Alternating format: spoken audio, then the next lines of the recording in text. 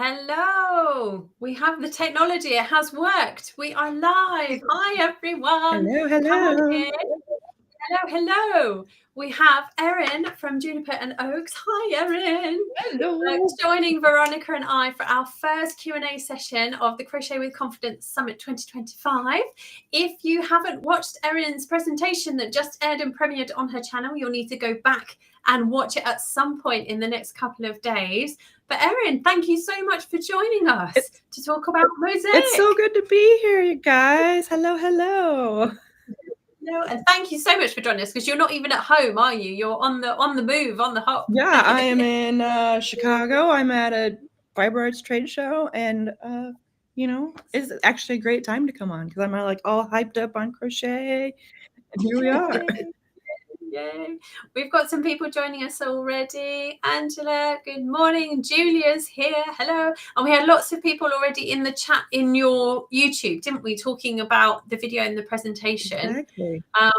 So come on in, everyone. Tell us if you have questions about Erin's presentation, anything to do with overlay, mosaic, crochet, because that's the one that you focused on, isn't it? It's really interesting how the world of mosaic has such different camps. There are some people that do the inset and only the inset, and there are those that do the overlay and only the overlay.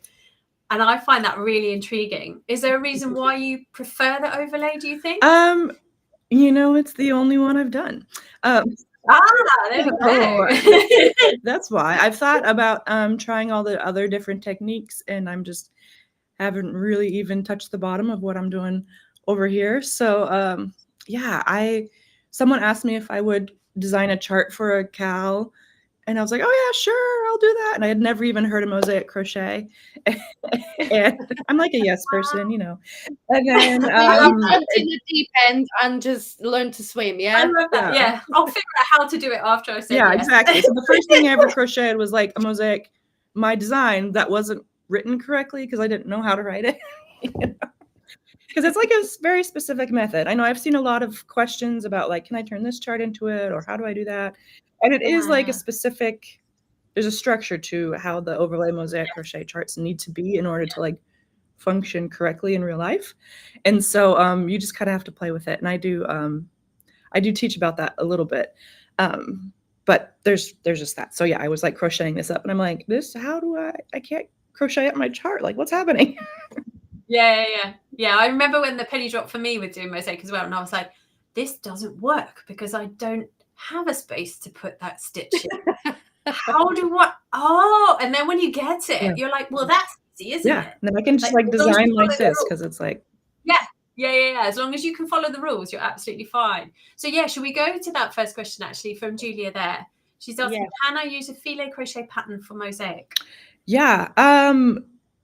There's going to be some work that you have to do to make it work correctly. I've never done filet crochet also. So.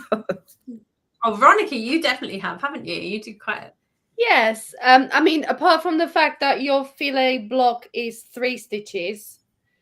So when you see one block on the filet crochet chart, that translates. If it's a solid block, it's 3 double crochet. If it's an empty block, it's like double crochet in chain and a double crochet. So apart from the fact that your chart will come out different sizes completely, I mean, you could always give it a try, Julia. I'm pretty sure you'll be okay if you just try something like a small filet crochet chart into mosaic, and see how you get on. Because there are different rules for both, but if you get the basic picture and maybe if you just adjust stitches here and there, then by all means give that a go. But as to completely give you 100% answer, I'm afraid I don't know enough about mosaic, and maybe Erin is not so confident. Maybe we need to get together and work that out between us first. Yeah, I've done a bit of both, but I think it would be quite challenging unless it was a really simple chart. I think like anything, when you try anything out, go simple first.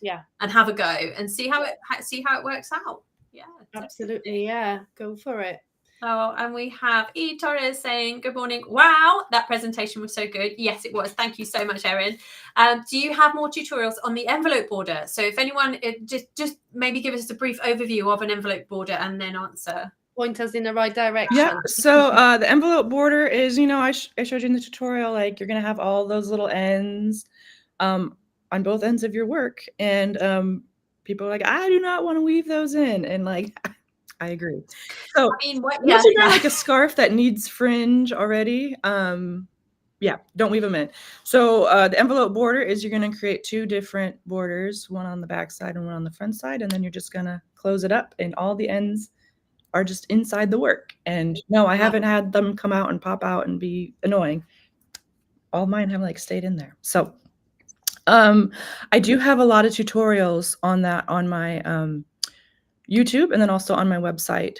I've got like a simple border instructions, and then I have ones that get a little bit more fun where you can even add mosaic technique into the border to make it flashy. So I love that. Now you're pushing a boat out. But that's one of the things I love so much about mosaic is you can keep it really simple, or you can go all out. And it still looks really stunning, doesn't it? Yeah. And I think either looks wonderful, because sometimes simplicity like can be absolutely stunning, can't it? But then also I love to throw the kitchen sink at stuff as well. And in terms of like as a maker, I think it's more challenging then, isn't it? It's more fun. I get more accomplishment from something that's more challenging for me. So yeah, I think mosaic's amazing. And you do loads of crochet alongs as well for your mosaic blankets, don't you? So have you got any kind of sneak peeks, anything coming up for people to join, or maybe they can join your previous CALs if they're still available on your website, aren't they? So point us in the right direction. Yep. So all of my, I do crochet alongs. That's like mostly what I do. And all of the previous ones are still, if they've been free on my website, they're still free on the website. And if they've been just like purchased on my CAL site, you can still go back and follow them and like still post pictures like in my Facebook group and on social media, just like it's going live. Like people are like, well, can I even join? Can I still do this? I'm like, yes, you can always. It's just like a normal crochet pattern, but I'm just giving it to you piece by piece. So those are all on my website. If you signed up for the freebie about the swatches and the pattern that I had, you'll get on my email list, and I send more information about all that's going on.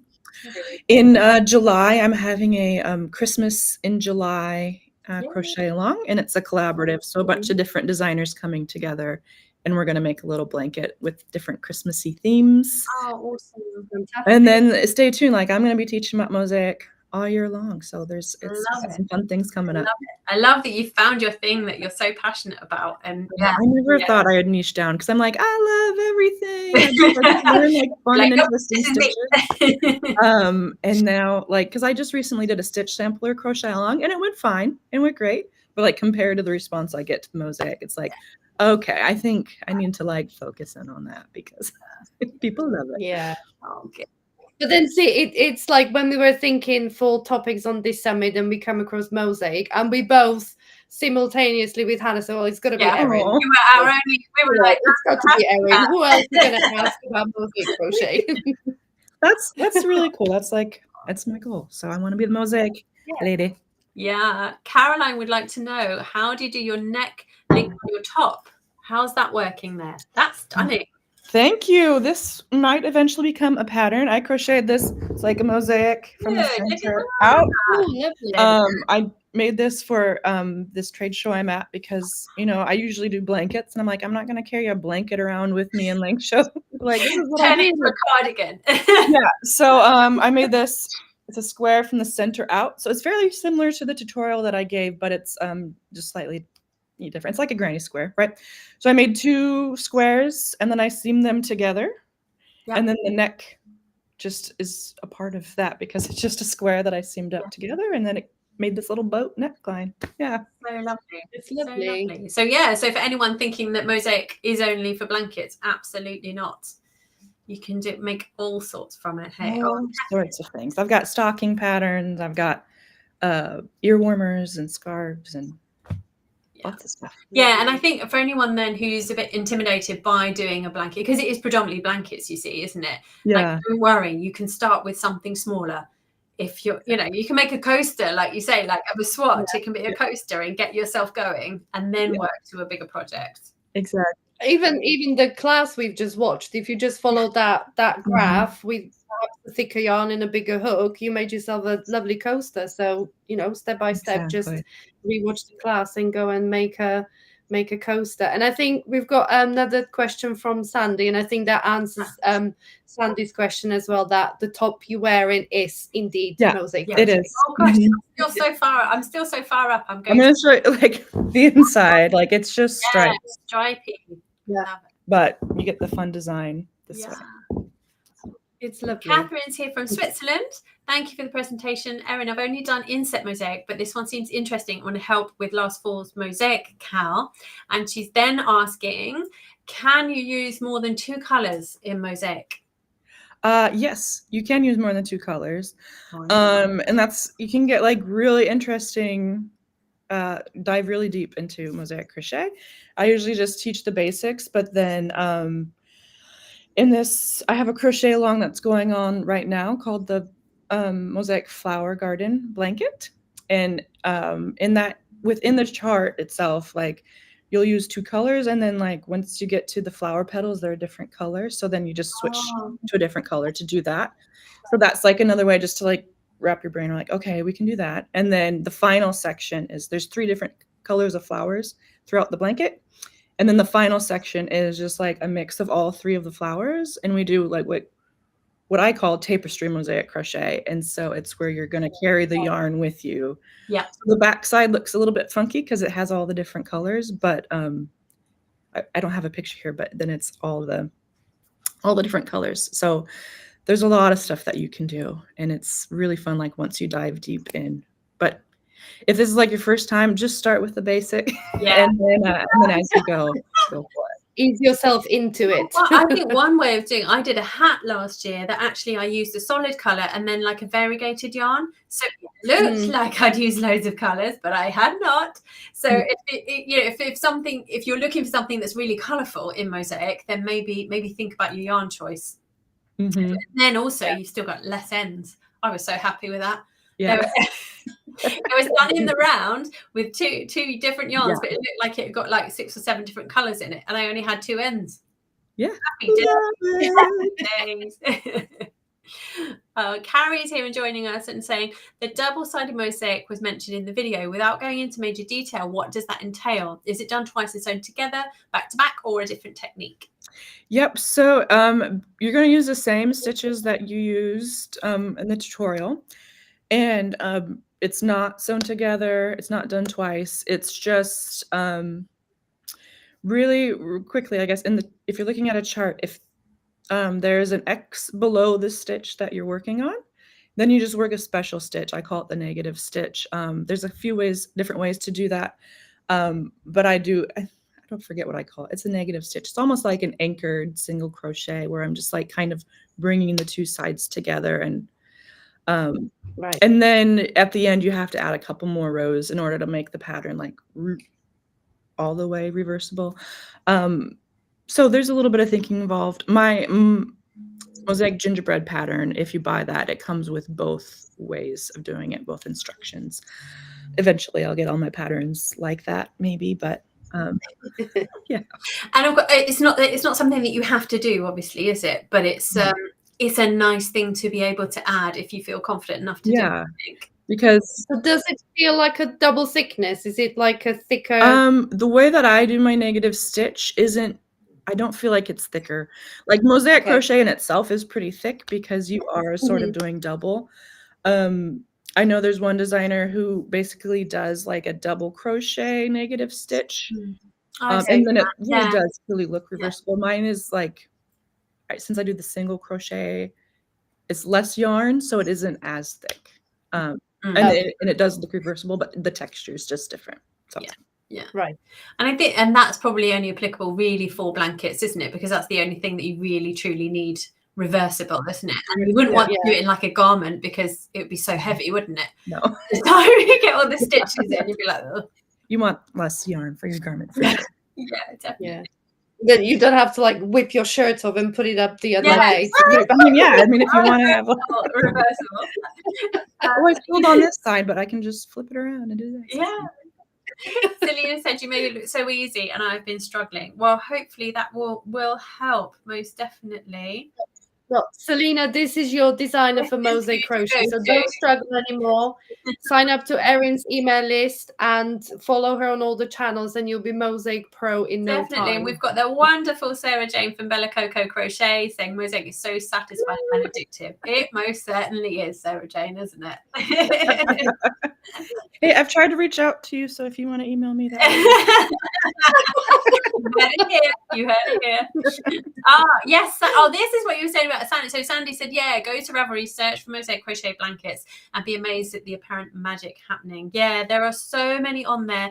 And also Pinterest, although you have to be careful on Pinterest as to what's an actual real thing and what's not a real thing. So yeah, Ravelry or Etsy, I think, are probably your best bets. Mm-hmm. Or just go through Erin. Yeah. Just get onto Erin's email list and just go to her shops and her Ravelry and Etsy, and And I'm good about sharing other designs, so you're not just like in my little cult, but like, hey, here's what other people are doing, and you should crochet those stuff too. Because absolutely. Like there's so many, like once you get into this world, like there are so many stuff, and it's like everyone's doing something different, and it's lovely. Yeah. And Joanne saying, I now feel more confident on trying Mosaic. Overlay looks a little easier. Yeah, and I think that is true. I think I've done both overlay and inset, and inset it requires a little bit more brain power in that you have to read 2 rows at the same time or kind of be aware of what's coming next. So yeah, I think overlay as a starter, I would definitely recommend people try overlay first. Definitely. Oh, and Sandy's asking that. Hopefully we answered that. Whether it is the shirt you're wearing also Mosaic. It looks stunning. Yes. And what yarn weight have you used for that? It's a fingering weight yarn, but it's sort of kind of interesting. It's like a new yarn by Hobie, and it's like fingering, but like I feel like it also it's bigger to worsted. What's that yarn called when it kind of like changes size? Oh, like it's not as twisted in some parts. Yes, no, I know what you mean. Yeah, it goes thick and thin. Yeah. I mean, there's a proper word, isn't there? But I don't know what that proper word is. Yeah. But yes. Yeah. So this is Rococo linen by Hobie. Oh, linen. Well, that's perfect, isn't it? For garment. It's lovely. Yeah. So Bonnie's signed up for your newsletter, and your patterns are beautiful. Excellent. Amazing. Yeah, and Sandy said, I've seen Mosaic crochet used for winter hats. Yeah, you can use it for pretty much anything, can't you? Like there's no rule book here. You can use it for whatever you want to use it for. Yeah. And that's it. Sorry, I'm just working down. Feel free to chat up and see questions coming. I was so glad to find your tutorial since I wanted to try Mosaic but couldn't find any way to learn. Yeah, it's quite intimidating, isn't it? Learning new techniques, I think. And finding the right person to learn it with. Yeah. And I think what I tell people is like the hardest part I feel about overlay Mosaic crochet is just like telling yourself like, okay, I'll try it. Because I mean, people look at some of the blankets I do, and they're like, I could never. And then once they like do that little swatch, they're like, oh, like, I could do that all day. So I really like that about Mosaic. Because you have turned your gingerbread design into a book as well, haven't you? Yes, I have. I have a self-published book that it's basically just the regular overlay Mosaic pattern, and I made it into like a beautiful book. I'm really proud of it, and you can get that on Amazon. Fantastic. Amazing. Yeah, lots of people asking if you do crochet alongs, etc., which we've said absolutely. And what is your channel called? Tell us where to find you. Yep, so it's called Juniper and Oakes. My logo, we have the ampersands, but on all of the things, it's Juniper and Oakes. Juniper and Oakes. Yes, when I was doing all the info, I was like, do I use the symbol or do I use the and?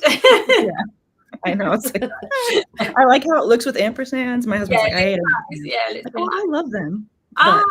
John and Andrea have answered us. Roving yarn. It's roving yarn, the thick and thin stuff. Or Julia says boucle, which also is. Well, it's in boucle where it's like got little bobbly bits in it. Yeah. It's more, but it does also go thick and thin. So I think either of those are absolutely right. Wasn't there a yarn called Thick and Thin though? Someone brought a yarn that was actually called Thick and Thin. Who was that? You're absolutely right. Yeah, I remember it. It was, Thick and Thin. But yeah, we know what we mean. whatever it's called. Dawn, very happy to see you today. Oh, Lovely for you to Dawn, join thank us. you. You come to all my Dawn. things. And I've always enjoyed cross stitch, and it seems the same mindset for patterns. Yeah, I think any kind of chart reading like this, it is, isn't it? Mhm. And the chart reading is so simple once you get like the hang of it. It's Yeah. very easy for us to say that though, isn't it? Once you've got the hang of it. But Right. Yeah. until you get the hang of it, it's like, why are there different colors and different crosses and boxes and all sorts? Right. Yeah, well, that's what I was saying when we were doing the welcome video before I had to kind of stop myself from saying too much. When you kind of go across the one row, when you go like different colors, and I always thought like, well, how do I bring this color in? I'm working with, white, and now, but this little square is brown, and I'm like, what do I do here? And then when you realize, well, don't worry about the color so much, just follow the stitches. Yeah. Because then that color gets kind of work from the top, and that's how you get the color in that row. Yeah. So yeah, even at first I was a bit like, oh, okay, mosaic crochet, it's not making sense. But once I stopped worrying about the color and just kind of realized what stitches you need to work with the current color you've got going, it's just so much easier. I've started putting that in like the notes and all my patterns and like in my videos, just saying like the color of the chart is what it's going to look like when it's done. Yeah. Don't worry about the color. We're working stripes. We're just doing stripes here, people. Yeah, just stick with the color you're working with. Don't worry about if there is a brown square somewhere along the way. Just work with the white. With that in mind, though, Erin, would you recommend, if people are finding the charts challenging or because all of our brains work in different ways, don't they? And sometimes it's hard, isn't it, to just get that? Would you recommend that people then try the actual just written pattern then? Or what's the best thing for people to do if they just really can't get the charts? Yeah, I would say people learn and people follow different directions. So I would say try the written instructions out next, and that's just like with color B, do these steps. Then there's this new way that I'm trying to incorporate more that I've learned to do, which is like it's like in corner to corner you can do like color blocks, where it's just like it has just the colors and the number of like, do red for this many, do blue for that many, whatever. So I found a way to do it where it's just like the colors on those charts are like the different stitches. It's like, do this stitch for this many, then do that stitch for this many. And so I'm going to try to incorporate that a little bit, because some people are like, oh, like that makes a lot of sense. So and it is funny how our brains do things, because I cut those when you do the traditional those color blocks. My brain does not process those well at all. Like, oh my goodness, give me a written pattern any day of the week compared to those. It's really funny, isn't it? But what I think the message to people then is, don't give, if you find it tricky, try it. There's lots of different ways to be able to access these patterns and to be able to complete these patterns. So don't worry if it doesn't click with you with the chart, go to the written. And and whatever this magical new thing is that you're saying about, it makes sense though. Yeah, definitely, with symbols, because knitting uses a lot of symbols, doesn't it, in charts? So maybe if you're a knitter, maybe it will work out and translate well that way as well. Yeah, definitely. It's always good to have different mediums for people to follow and learn from, and it saves a lot of headache. Definitely, yeah. And Catherine's saying, completely agree. Having done cross stitch for years, it's tremendously helped with chart reading. Yeah, if it's something you're used to doing, then definitely. Yeah, definitely. And Rachel has just joined the stream. Hi, Rachel. Is there a sample swatch of the reversible mosaic using the gingerbread afghan? So I have a video that walks through how to turn like any of my mosaic charts into reversible pattern. So I don't have like a chart for you to do that, but just like use the chart that's provided and then go through that video and to kind of learn. If you buy the mosaic pattern, or if you buy the gingerbread pattern, there are charts and everything where I walk you through like how to do both of them, and there, even the sample swatch like comes in both of those. Yeah. Brilliant. So perhaps you can give the swatch a go and see how you get on with the reversible pattern and whether that makes sense for you to follow it, and maybe if you do get on with it really well, then go for the whole pattern, I say. Yeah, definitely. So Erin, what do you do when because mosaic crochet isn't like a zone out and watch TV kind of thing, is it? You have to be on the ball. So what do you do while you do mosaic crochet? Yeah, so I don't know. Yell at my kids. I don't know. Yeah. There's different images in mosaic crochet. So like for the gingerbread blanket, for example, there's a candy cane stripes where it's basically just like a 3-stitch repeat, and it like comes together beautifully, but it is that kind of meditative. Like I can watch TV, I can listen to audiobooks, I can have conversations while doing it. And then you get to the other parts where it's like I've got like a gingerbread house, and it's really, since they're different colors, it's like 100-stitch repeat. And you're like, okay, I have to like focus on this. Yeah, exactly. So then I just either listen to music or just I'm in my own. I'm focused and you're in the zone. In the zone, nobody talking. In the mosaic zone. Yeah. So and I have different projects like that all the time where it's like this pattern right here. It is like a very simple repeat, and I can just zone out. And then there's other ones where it's like, oh, I'm making like a big picture. Let's focus. I like to have that balance. I like to have, well, even if you're not doing mosaic crochet, whatever crochet you're doing, like things that are more complicated and more challenging, and they require non-TV watching or non-conversation while you do it. And then there are others that actually it's just a chill out. I've got no brain power left today. Yeah. I'm just going to crochet. Yeah. Definitely projects for different purposes. Yeah. Oh, Teresa is saying I like to use the Knit Companion app with a chart. I've heard so many people about using this. I've never tried it. Have you? I've never tried Knit Companion, but I've got one of my crocheters who's always like, okay, I'm going to see if I can put this in Knit Companion. She loves it. And it's like most like PDFs, I think, convert. And the Knit Companion people are here at this trade show. So I actually need to go talk to them. You should ask them. Yeah, find out. Insider info. Yeah, I've never used it. So I think I the fact that Teresa's doing it, I should probably give it a try. Well, there we are. Marianne saying, thank you. I thought mosaic was more complicated than I could ever handle, but you make it look really doable and enjoyable. Oh, mission accomplished, hey? Excellent. Yes, our job here is done. You must let us know what you try and what you make, Marianne. Yeah. So, Erin, what was the first mosaic project? And you said that the thing that you actually designed, so it wasn't someone else's design. Did you ever tried it before that? Yeah, so I had never tried it before that.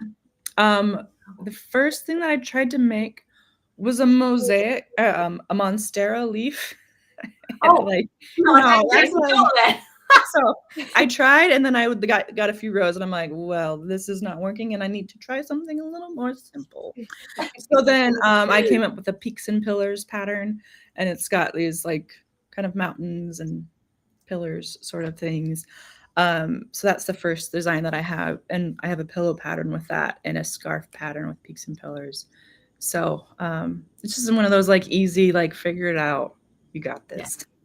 Is it a bit more symmetric, so it's easier to it is. It's symmetric, and it's within it's like only this big, so I don't know if that's 8-stitch, 10-stitch repeat. So it's it's good, it's simple. Yeah, I think short repeats are always good for learning stuff, aren't they? Yeah. Especially because then you have to do it a number of times, so you actually really learn it. As opposed to like if you do a 100-stitch repeat, there's no way you've actually learned that.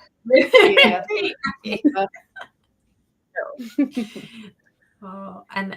go. JDC is saying, I think your explanation of where to put the hook end will really help me when I've had problems with some patterns.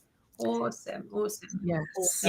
Yes, and I love the way that you were explaining on the end stitches as well, because I've done that in some of my mosaic blankets as well, to split that last stitch so that you're ready for the border, and it makes such a difference, doesn't it, when you're working the border? It does. And I would say if because some people I've taught in person classes, and like some people really get hung up on those border stitches, and then I tell them like, okay, like just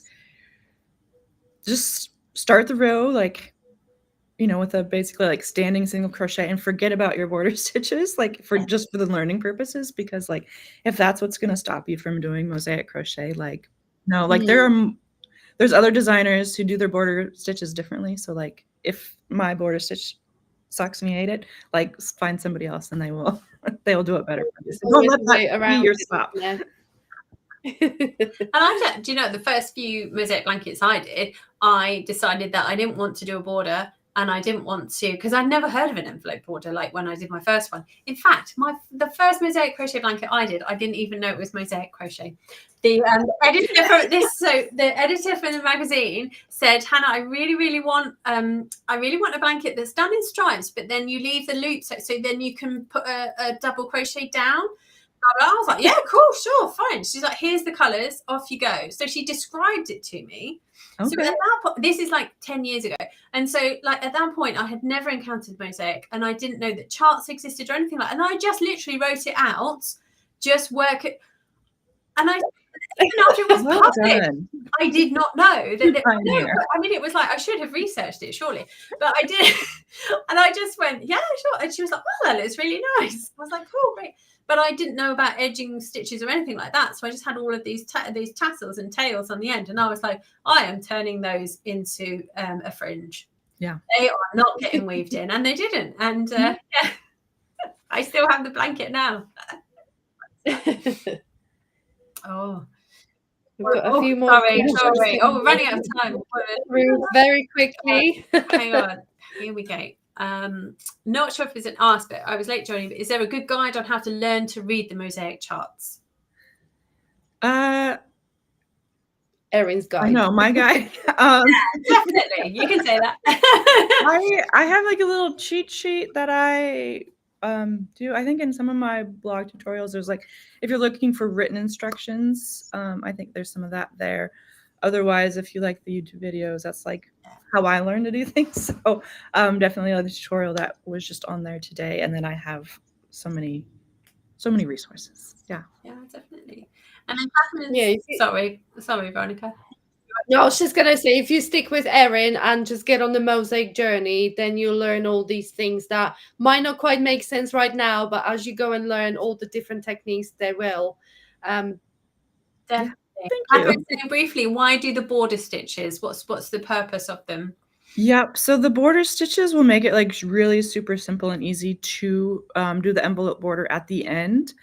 If you're just working on the sides of a normal like crochet blanket and you're working the border, like any just even simple border, sometimes you don't know where to put your stitches. Yeah. Just because it doesn't look like it does in the rows where you have like those two loops and front loop, back loop, whatever. The way that these border stitches are done is that it has on the sides, it kind of looks like a normal stitch, and you're easily able to grab on to those stitches. I think it's more secure, like when you're not weaving in the ends and you're adding this whole border on. Like sometimes I feel like doing a border normal way, maybe it's not as secure and strong. I'm afraid like, okay, are my ends going to come out? Like what's going to happen? Like this just really makes it like nice and secure. I'm rest assured that like my blanket is going to stay together. Nothing's going to fall out. So yeah, that's why I do it the way that I do. I think I learned it from Beba Blanket is another mosaic designer, and she did it that way. And I'm like, oh, I'll try it. And yeah. Fantastic. I love it. Well, we've run out of time, I'm afraid. I can talk about this forever.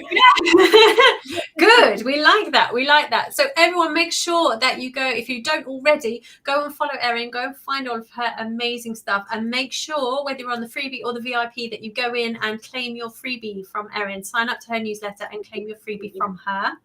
So next up, we have Michelle Ferguson of Two Brothers Blankets, and her YouTube video is ready to premiere in 1 minute's time. So go find your link, pop over, go and watch that, and then come back to Veronika and I's channels, and we will be here with Michelle to chat about what we're talking about. Garments, making garments, making them feel store-bought. That's what it is. That's right, yeah. Excellent. Thank you so much for joining us, Erin. It's been lovely to talk to you. And as you can see, people are mosaic hungry. So go ahead and sign up to Erin's newsletter and follow her in all the places. And I'm sure we'll see Erin around back for another event somewhere along the line, or join her Cals or anything like that.